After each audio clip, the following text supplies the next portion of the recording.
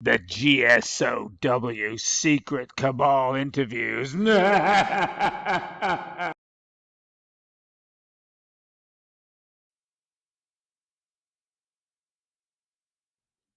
everyone. This is Susan Gerbic from Gorilla Skepticism on Wikipedia.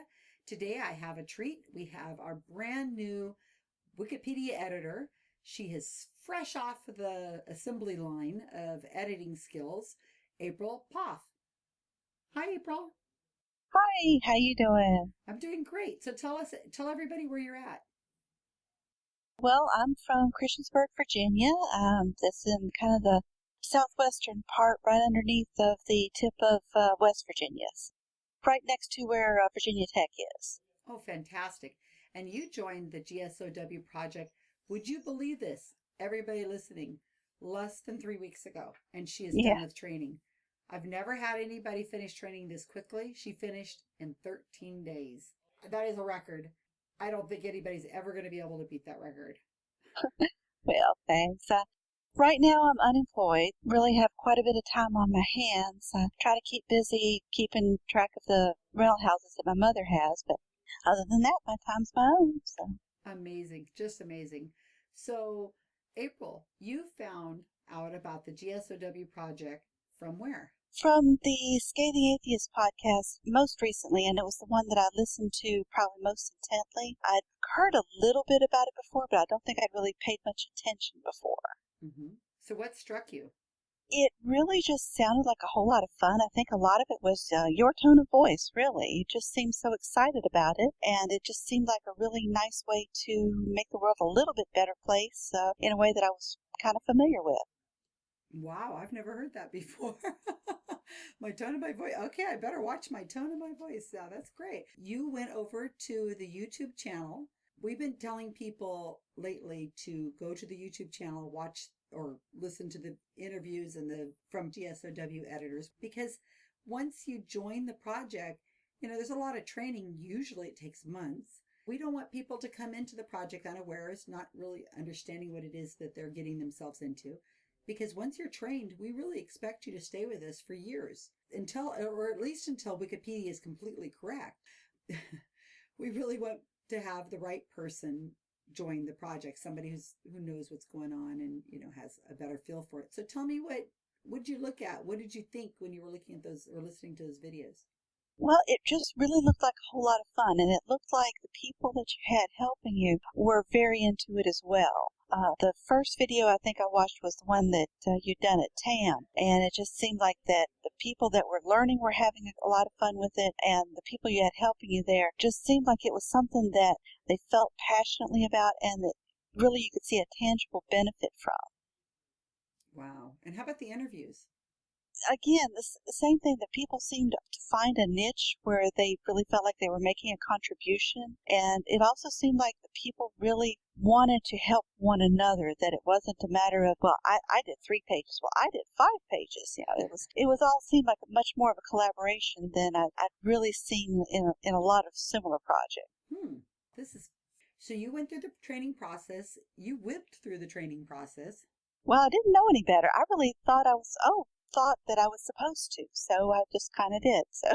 Well, maybe I shouldn't even include this part in the interview because I want everybody to think that I don't want people to think that it's an anomaly for somebody to go through the process in 2 weeks. I did put a little bit of pressure on myself too because I just thought that, see, I am such technical, database administrator husband calls me a Luddite because I resist new technology. I resist new software all the time. So I did a lot of looking up the buzzwords and the jargon and Googling all of that, trying to see what are they talking about? What are they talking about? So Wow. even the things in the training when I didn't understand what people were talking about or where exactly to go to make changes, there was always somebody willing to jump in and help out and explain exactly what was going on too. Oh, that's great.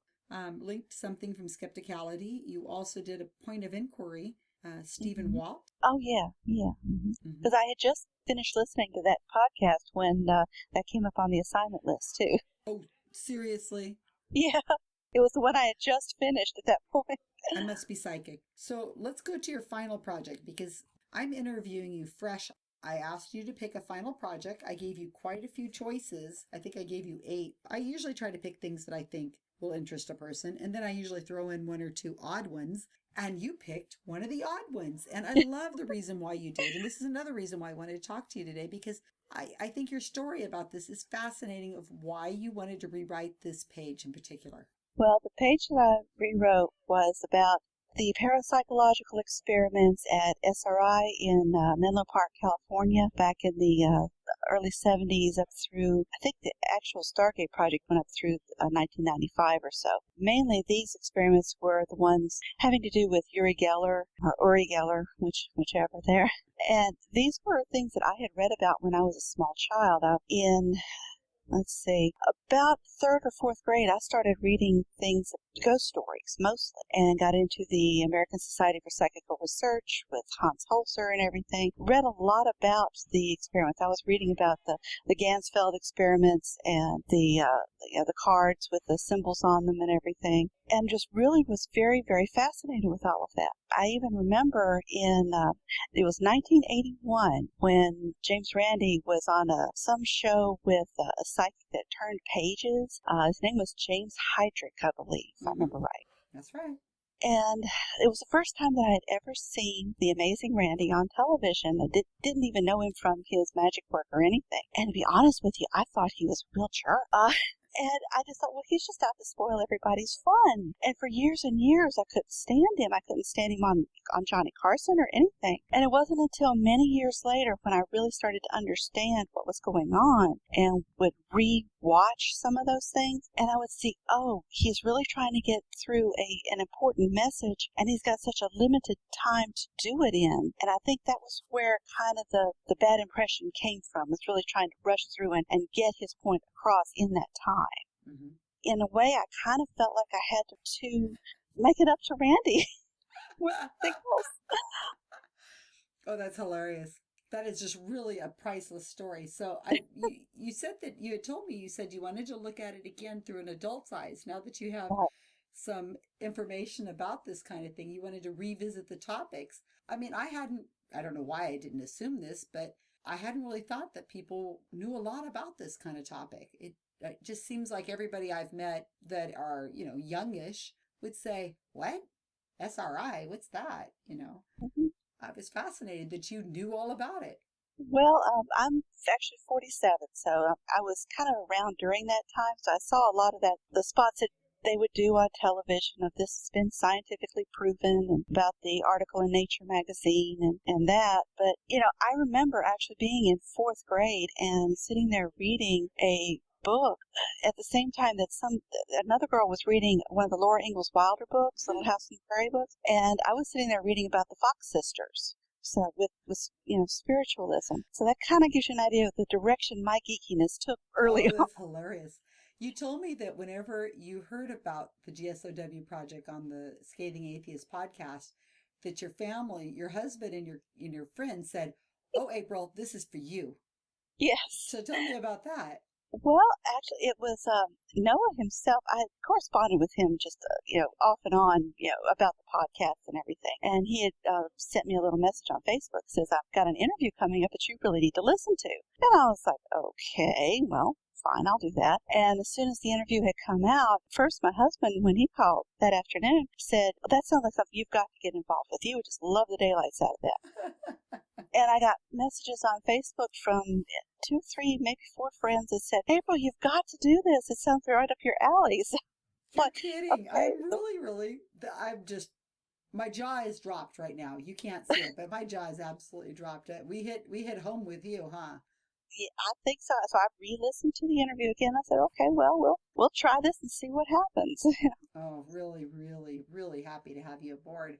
I mean, I love having new people join, but a lot of energetic and excited people who join, and sometimes they just don't even make it through training. You're like, "Oh man, I really was looking Yeah. forward to training that person. I saw so much potential in him." Then you joined in and I said, "Yay, this sounds really great." And then I'm like, "Oh, yay, she finished." And oh my gosh, she's doing awesome. I just love this woman already. I already love her.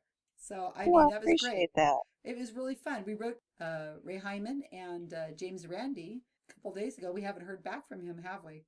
Not that I know of, I no. wanted to make sure they saw the Wikipedia page you rewrote. Well, I appreciate that. And as soon as you sent me that email, I sent an email to my husband and just said, "Oh my God, oh my God, oh my God, she sent it to them. She sent it to them." I was just so excited. Oh, that's too funny. Well, I know that they're super busy people and they're also not really into sending emails right back, but Yeah. they will definitely really appreciate it. I know Ray Hyman wasn't included on the old Wikipedia page you had started with as much as I thought he should be, or I don't even remember, was he on there at all? He was not named. There was one citation that, if you followed the citation, would have included some of his work, but no, he wasn't named directly. Oh, yeah. See, and I thought that was just a crime because Yeah. Ray Hyman is just one of my heroes, and I know that he has been quite involved with the SRI whole deal. So I knew he was so involved that we had to have him on that page. It would be silly not to have him there. And really, the page just didn't really tell the story of what happened. There was a long and involved soap opera involved with it. And while I tried to stick to the facts, you really couldn't get away from the personalities involved. They played such a major role in what happened. And I tried to separate it all out as to who did what and why, and still get it condensed down into something that would be a real Wikipedia article. Mm-hmm. I read the page many, many times as every time you would submit it and say, okay, I've done some work on it. So I'd go back and I'd reread the page, and I was really surprised at all the things I learned. There was so much I didn't know. Other psychic besides Uri, what was his name that they? Ingo Swan. That's it. I Yeah. had never heard of the person before. I followed the links and went to his Wikipedia page, which is missing a photo. That's the first thing I noticed. But Mhm. there's so much history of the scientific skepticism community in our history that we just don't know. And I think it's important that we make sure we get it in places that other people can learn from. I think you Mhm. did a terrific job. It's a beautiful page. The only thing it's missing is our photos. I would Mhm. love to have some photos from that era. Maybe somebody listening will say, "Oh, well, I know where we can get some photos." And remember, we can't just take them off the internet. We have to have somebody who owns the photos upload them Right. for us. So, Yeah, I was hoping to find some that were just in public domain somewhere, but I didn't find any at all. mhm. So now we've placed you an editing team, Team Rydberg. So you're Right. there with, that's our newest team. I think that you're going to have a lot of fun there. Have you started thinking about what you might want to do next? I've been in contact with the team leader, and her name escapes me at the moment, Janice. but yes, yes, that's right. Basically, she's trying to guide me through learning to read the work list. I think some people make it a little intimidated with it because it is very jargon heavy, but once you start piecing it out, it starts to make sense pretty quickly, just Mm-hmm. as long as you don't let it overwhelm you right off the bat. Right. So the spreadsheet, that work list, that's where you're getting confused. Yep, a little bit here and there. Just Yeah. trying to catch up with, like I said, the jargon that's used and the types of edits. They seem to have specific names, specific types of edits that need to be done. And once you figure out what that actually refers to, it's not nearly so intimidating. Right. I'm trying to keep it jargon free as much as I can, but I guess we do start making up some things once in a while just Right. because it's kind of fun. But yeah, so I think we have done that. So is there certain topics that you are more interested in than others? Not really certain topics, more like the different types of edits. Basically, going with some of the quick edit stuff at the moment, mostly because I want to get some of my technical skills up to snuff on this. Trying to make sure that I know how to do the different types of things that need to be done, what the code looks like, what the page looks like once you're done with it. Really, what types of things Wikipedia really needs. There are a lot of interesting policies and things that I was not familiar with before this. Now, I find this really interesting that you had, just listening to you talk right now, I'm thinking about what you told me earlier about how you are pretty much considered a Luddite in your Yes. family. So when you were going through this process, I tell everybody jokingly in training that you're going to fall in love, especially with your first page. Mhm. And you're going to find yourself telling your family, whoever's in the around you a lot, all about the things you're learning. And did you find that you were doing that or no? A little bit. Most with the people that I thought would understand what it was that, was going on with it. My husband, of course, because he's definitely a computer guy. He is, that's what he does for a living too. And a bit with my mother. My mother, when she was in school, was very much a research type person, and helped me a lot when I was in college with things like old-fashioned footnotes and, bibliographies and that sort of thing. She laments today's kids not really knowing how to cite their research as much as perhaps really needs to be done. So that was when I doubled the number of footnotes. I said, look, I went from 20 to 40. Is that good? So that was an aspect of it that she could understand pretty well. Uh-huh. And so about the page itself, the history, as you were learning it, was there anything that really surprised you?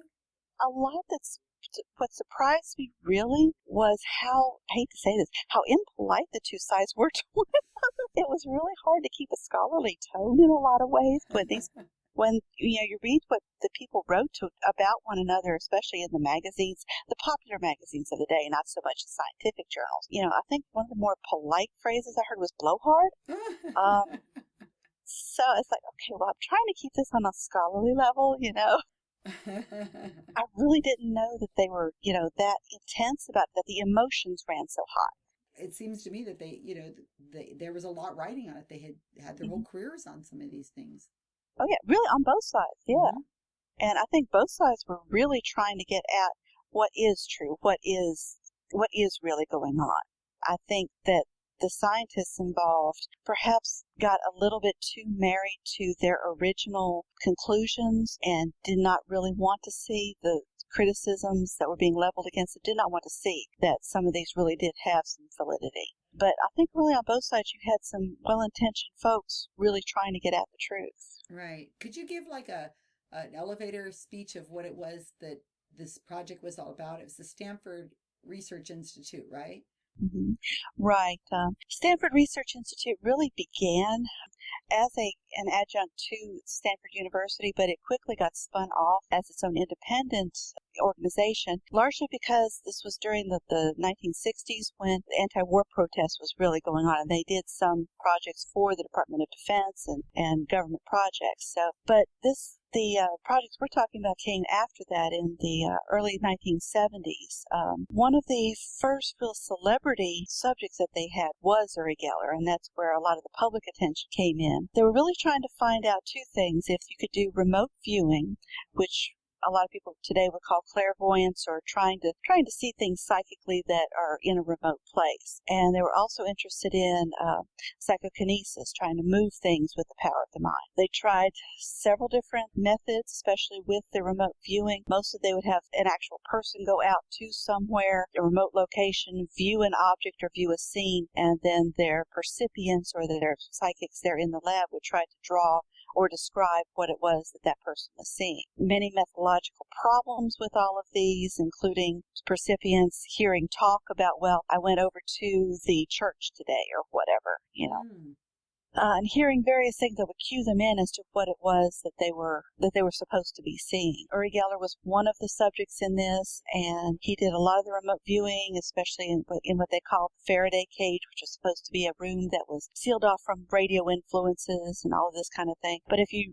read James Randi's books, both Flim Flam and The Truth About Uri Geller, you will find that there were a lot of problems with their methodology, problems with the physical setup of the laboratories that really allowed for not just cheating, but even with the subject would hear and see things that would clue them in, even if they were not trying to cheat. Psychokinetic tests in particular was with Ingo Swann there. The most famous test is where they had him go to a magnetometer, where there was a gauge that was supposed to measure the fluctuations in the magnetic field. And actually, it was James Randi who contacted the person who first designed this machine. The designer himself said, no, that's within the parameters of the working of the machine.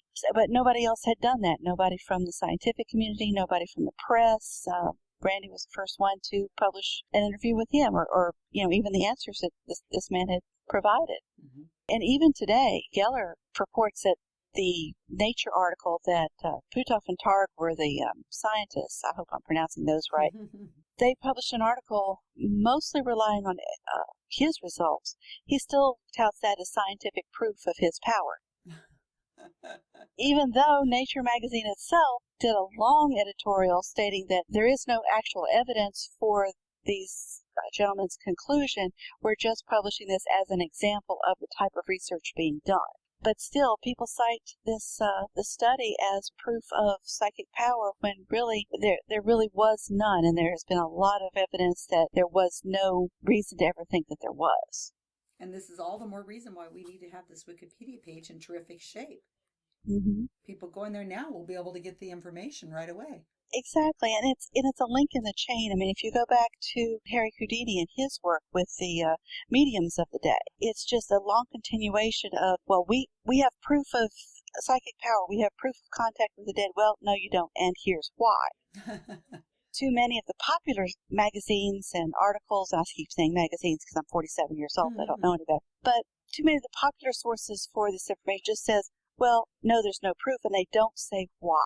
They don't actually explain, okay, this is what they say, but this is why it's not what they say it is.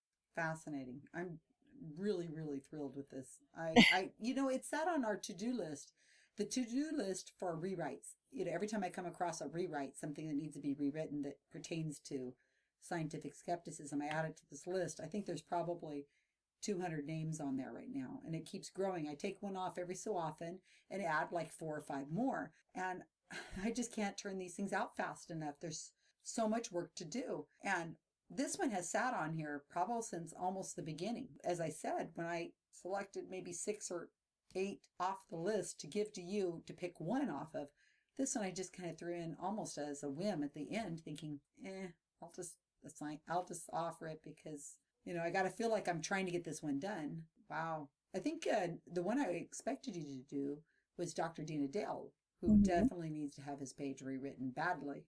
And I almost did that one because he was one of my favorite TV personalities when I was a kid, too. Mm-hmm. I always loved his segment. I used to see him on the Today Show. Oh, I didn't know that. I only heard him on KGO. Oh, see, I'm over here on the East Coast, and That's that was right. our primary way of listening to him was on Today's Show there. Even my mom remembers him to this day, and just one of our favorite people. Well, maybe you'll take that page on here soon because it's bad. We met him at TAM this year, a few months ago. I didn't actually meet him. He was in deep in conversation with Harriet Hall, and I got quite a few pictures of them together talking, but I didn't get a great picture that would work out well on the Wikipedia site. There was always people standing around behind him, and the lighting wasn't great. But I heard him lecture, but I didn't get to really talk to him, and I'm really sad that I didn't because he's somebody who introduced me to skepticism pretty early on, even though I didn't realize I was getting skepticism. Mm-hmm. And I think that was the beauty of him. His quote is that stuck with me for years is, when you're out at night and you hear hooves on the street, think horses, not zebras. Yes, I love that. I love that. And I didn't realize I was getting skepticism until much later when I became part of the movement. And I said, oh, I bet he's educated so many people. Mm-hmm. Very important that we need to get his back. So anyway, there was a lot of pages I gave you to look at, and that one stands out to me.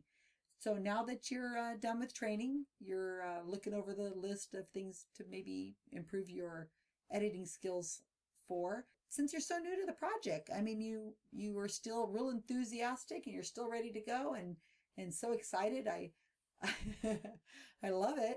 A lot of my editors are still really excited. I did another interview today with Andras Pinter, who's my Hungarian team leader, and he was just so excited about the project. He was thrilled, and I get so much out of interviewing you guys. It inspires me because I have to have something to inspire me too, and you guys do that for me. So I'm so happy I was able to talk to you. Is there anything that you want to tell people who are listening to this who maybe they feel like they don't have a degree in something, or they're not famous or popular, or I don't know, whatever they're probably thinking why they couldn't do this. Is there anything you'd like to say to them?